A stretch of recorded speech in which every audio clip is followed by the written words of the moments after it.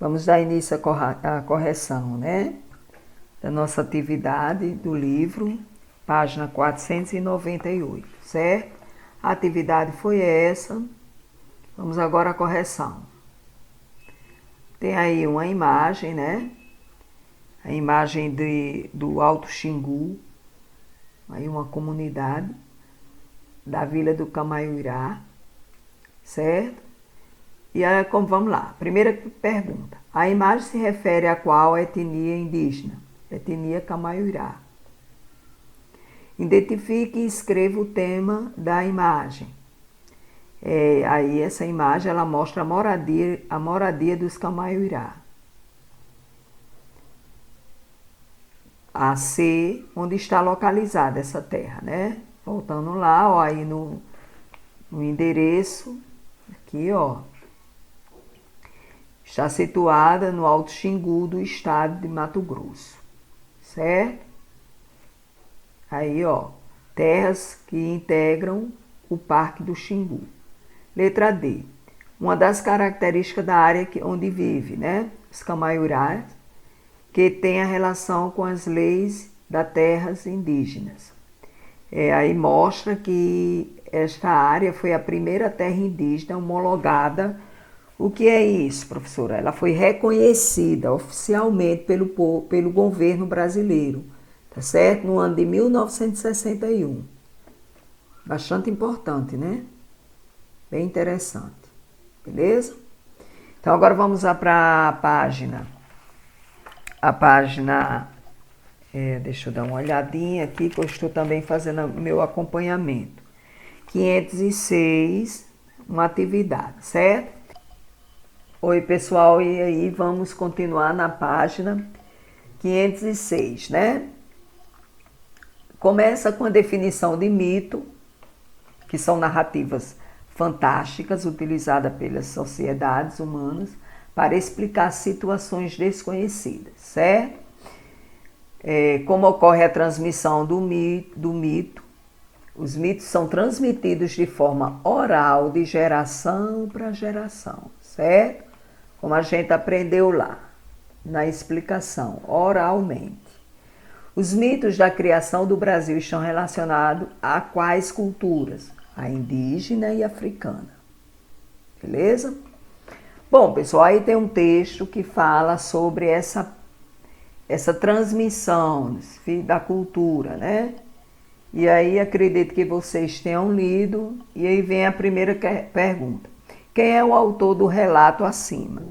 Então aí nós temos, ó, Davi, Copenaua e Yanomami, certo? E aí vocês preenchem. Identifique e escreva a etnia do autor, Yanomami. Aí vem uma pergunta um pouquinho longa, né, que pergunta: as características culturais, o autor faz referência ao afirmar: os brancos desenham suas palavras porque seu pensamento é cheio de esquecimento. Nós guardamos as palavras dos nossos antepassados dentro de nós há muito tempo e continuamos passando-as para os nossos filhos. O que ele quis dizer? Então aí ele estava se referindo ao sistema de escrita nosso, né, do homem branco, como o índio chamava. Mas ele afirma que a tradição oral dos indígenas fazem parte de cada indivíduo, pois eles carregam com eles o seu conhecimento. E esse conhecimento é transmitido de pai para filho.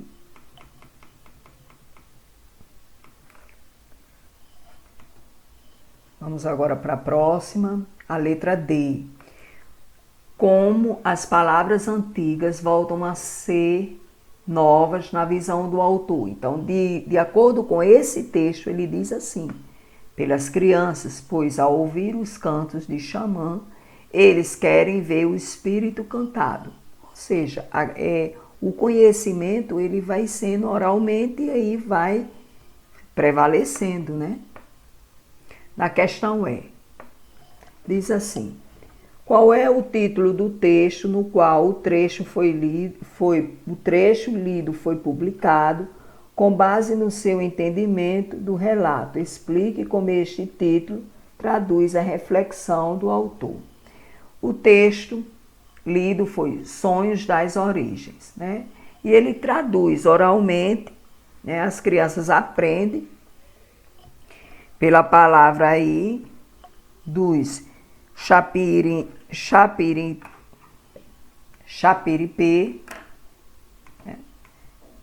Eu fiz aí a correção, pessoal. E esse estudo é o que as fazem sonhar, certo? Então, vocês depois façam aí a correção. E vem. Qual a principal luta dos indígenas atualmente? Bom, como o livro está de acordo, eu peguei as respostas de acordo com o que foi sugerido, mas é bem evidente, né? O principal é o quê? A luta hoje pela a terra, né? Pela guardar a terra, né? O índio, ele é visto como, ele se acha o guardião da terra. Por quê? Os índios têm cuidado com a terra. Lembrando, pessoal, que esse cuidado não é pela posse em si, essa terra é minha, não é isso. Muitas vezes, esse cuidado é devido à ganância humana, porque ele sabe que ali resta pouco da natureza primitiva. Então, eles têm muito cuidado. E o próprio índio, ele se acha um guardião, certo? E com certa razão, né? Porque se a gente for ver os noticiários, o homem está mais querendo retirar dessa terra o que lhe é mais conveniente, o que vai lhe trazer retornos financeiros.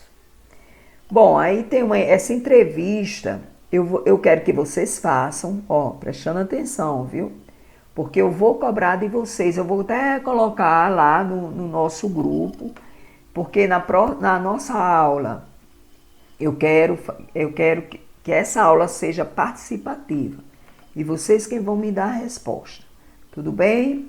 Bom, aí tem um mapa político da África, e aí ele pede para vocês marcarem para, na verdade, pintar da onde saíam a maioria dos africanos que vinham para o Brasil.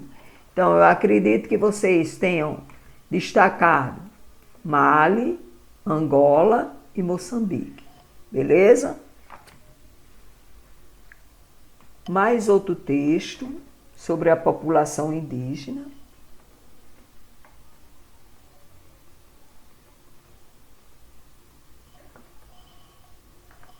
Tem aí um texto, né, que fala sobre o índio.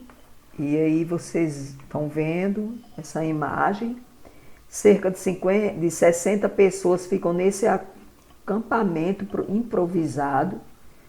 E muitas vezes eles saem de suas terras para fazer a venda do seu artesanato. E aí, só um momentinho que eu estou fazendo aqui os ajustes da tela. Então, qual é o tema da reportagem, né? Tá aí bem direitinho. A reportagem retrata a vida dos indígenas que vivem nos centros urbanos ou que vivem em aldeias indígenas. Contudo, vão para a cidade para realizar a venda de seus produtos, certo? O ano dessa reportagem, se vocês olharem lá no texto, vocês vão ver que foi no ano de 2013.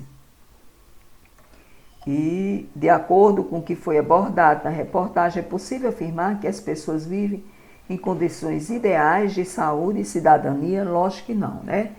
Aí como é uma resposta pessoal, eu tenho essa sugestão, mas está bem claro no texto que não, né? Infelizmente, o índio ainda é visto como aquele homem que vive na mata e pronto. Ele não tem direito a nada, ele é bruto e é para viver sem condições nenhuma, né? Infelizmente, vivemos numa sociedade em que ainda não se dá o valor correto para as coisas corretas. Pessoal, e assim a gente termina a nossa correção. Espero que vocês tenham acertado e feito as atividades. A segunda atividade será corrigida, certo? E outra coisa que eu quero lembrar vocês, não deixem de ver o documentário sobre o Xingu, mais uma vez lembrando, certo? Que a gente vai fazer um comentário na aula presencial, quer dizer, na nossa conferência, certo? Beijos!